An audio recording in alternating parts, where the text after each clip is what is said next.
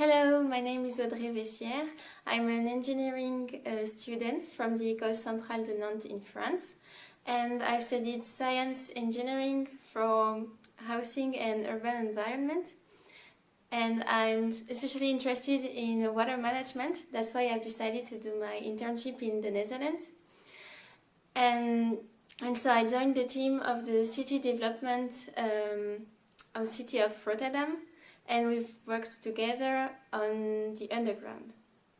So the aim is that urban planners and engineers work hand in hand during an urban project, because nowadays urban planners, they make plans, but at the end the project can't be done because there's some stuff underground. So the idea is that the urban planners look before starting the plans to the underground. So for this we have the idea to build a 3D model. So this 3D integrated model has been made with Jeroen Vuijk, an advisor from the City of Rotterdam, with Jeroen Vuijk, our modeler, and with TNO, which is an organization which does geological survey.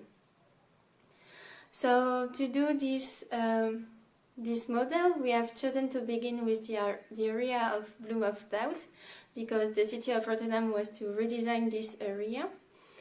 And so I'm going to present you the first step of this 3D model.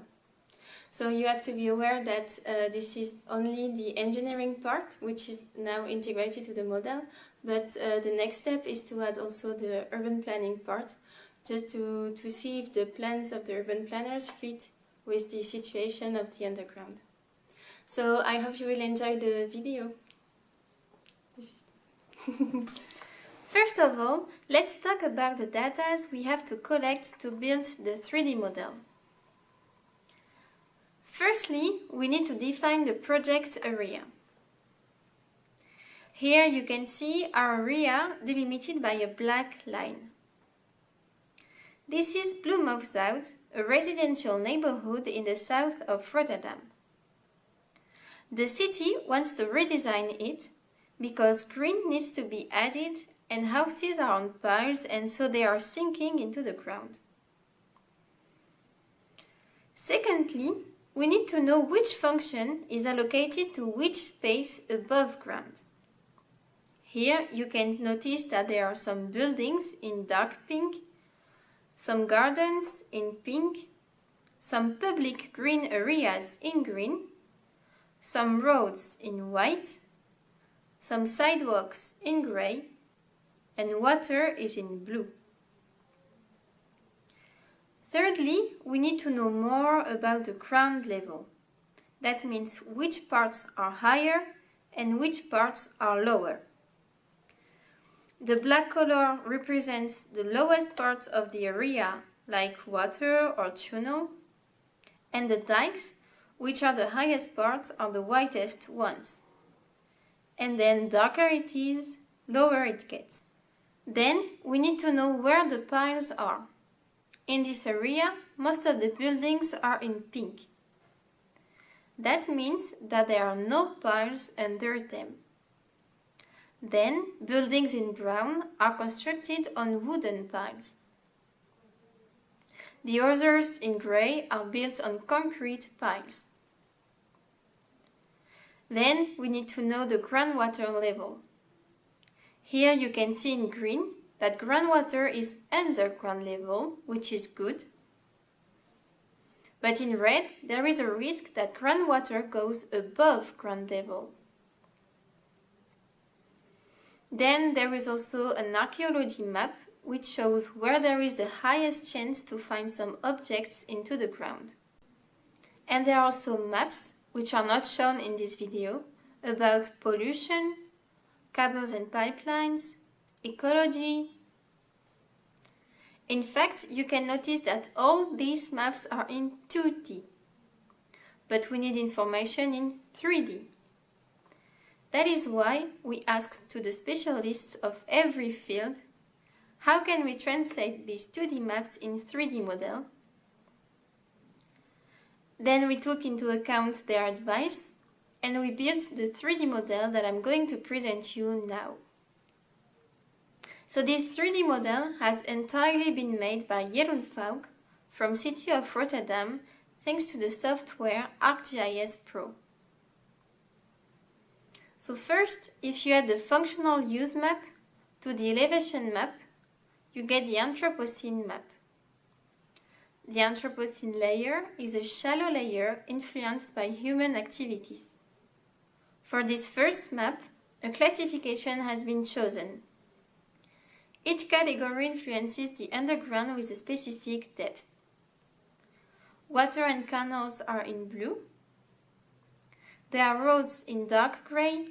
Under roads you find all the cables and pipelines, and a reservation of 3 meters deep is needed.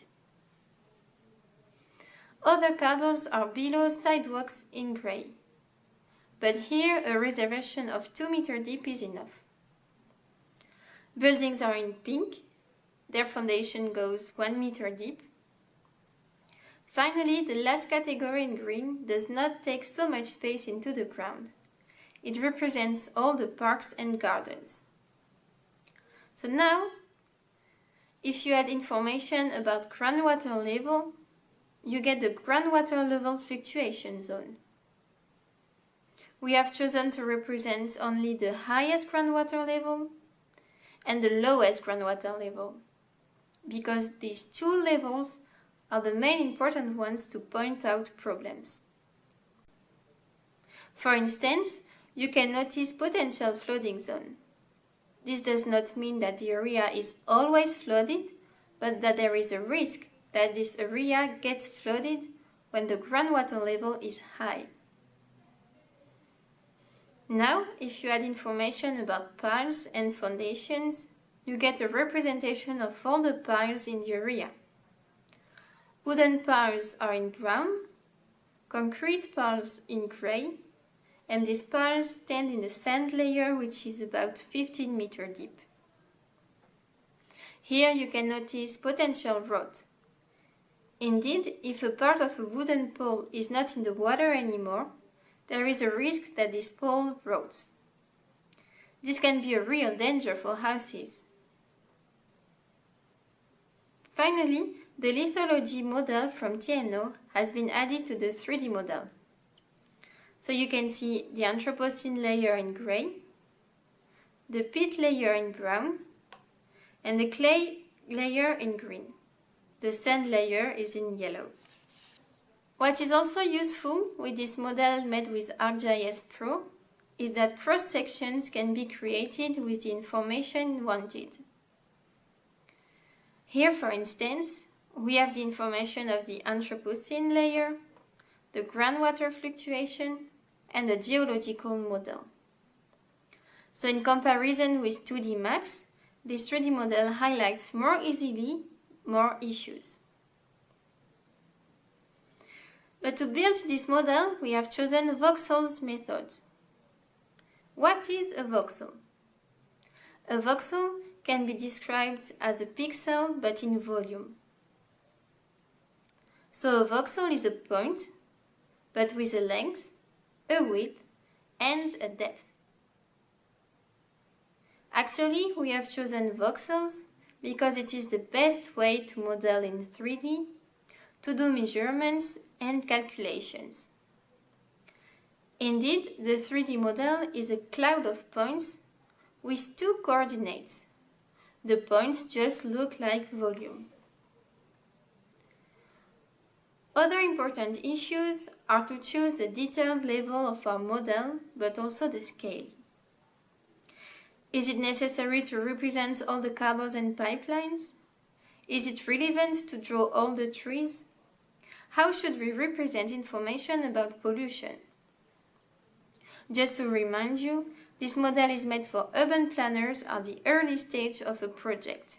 They just want to know if they can forecast to build a structure at a specific place.